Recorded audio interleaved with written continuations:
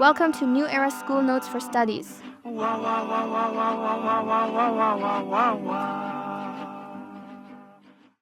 Welcome to The Explainer.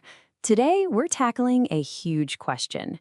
Can a country's entire future, its whole economic destiny, really depend on how well it masters technology? We're about to explore how this digital divide is literally shaping the fortunes of entire nations. Okay, just for a second, think about your own school days. What if the most important subject you had wasn't math or science, but the tool you used to learn them? For millions of secondary school students around the world right now, this isn't some thought experiment. It's the reality that is defining their entire lives. To really get our heads around this, we're going to look at two incredibly different countries on two totally different paths. We've got China, an economic powerhouse that went all in on the digital age, and Malawi, a nation that's facing some really deep-seated challenges. The contrast here is, well, it's kind of hard to believe. On one side, you've got Malawi. Its economy is based on agriculture, and it's struggling with profound poverty. On the other side, you have China. Its tech and manufacturing engine has turned it into an absolute economic giant. These two countries are on completely different tracks, and as you're about to see, that has led to two vastly different realities in the classroom. 800 million. Just let that sink in. That's how many people China has pulled out of poverty since 1978.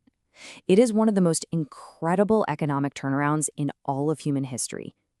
And it wasn't just about building factories. It was about rewiring the entire country's access to services, especially education. And in Malawi, the story is just tragically different. Over 71% of the people there live in poverty. In fact, the economy has struggled so much that, on average, individual income has actually been going down. I mean, that's the scale of the challenge we're talking about. An economic divide this huge doesn't just happen in a vacuum. It gets mirrored, and honestly, it often gets accelerated by a deep and widening gap in education. And this is where the story gets really, really critical. So why are exam results in Malawi going down? Is it just inevitable? The argument here says no, not at all. It's the predictable result of an education system that just hasn't been able to keep up and adapt to the digital age. The world changed, but the schools got left behind. And when you look at the details, the gap is just enormous. China has a national plan, right? A digital curriculum, clear standards for teachers, and massive investment. In Malawi, the system is struggling. There's no consistent digital curriculum, teacher training is lacking, and the resources? Just try to imagine being one of 100 students all crowded around a single computer. How much could you really learn? And as if that wasn't enough, there's another hidden challenge. In Malawi, students learn their subjects in their local language, NTCHEU. But the big national exams that decide their entire future, those are in English. Think about that for a second.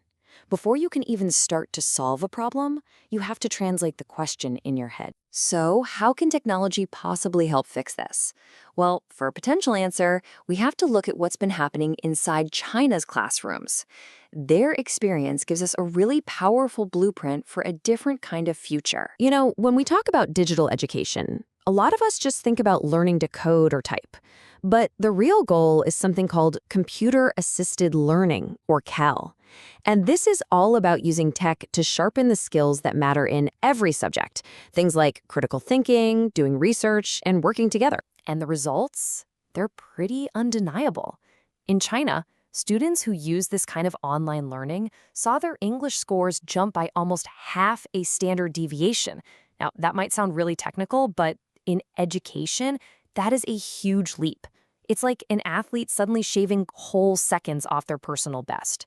It's proof that tech can directly attack the very language barrier that students in Malawi are facing. So, how did they do it? This wasn't some kind of magic trick. It was a plan, a deliberate strategy. China used tech to connect students in the most remote villages with the country's very best teachers, without anyone having to move an inch. They built a single national digital curriculum to make sure everyone was learning the same thing.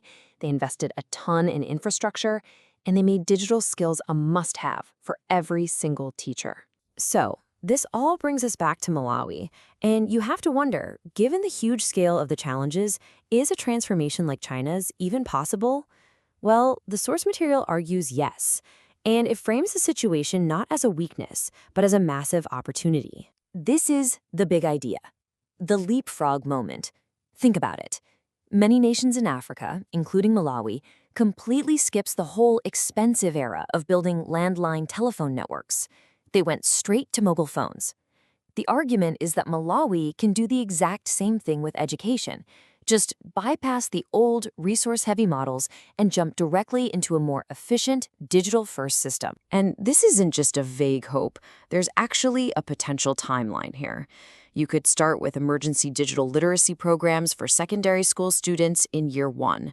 By year 5, you could start to see real, measurable improvements in national exam scores. And within a decade, you could have a whole generation of Malawian students ready to compete on the world stage. So the path forward really comes down to 3 concrete steps for policymakers. First, you create that national digital curriculum we talked about. Second, you launch huge, intensive training programs to get all the teachers up to speed.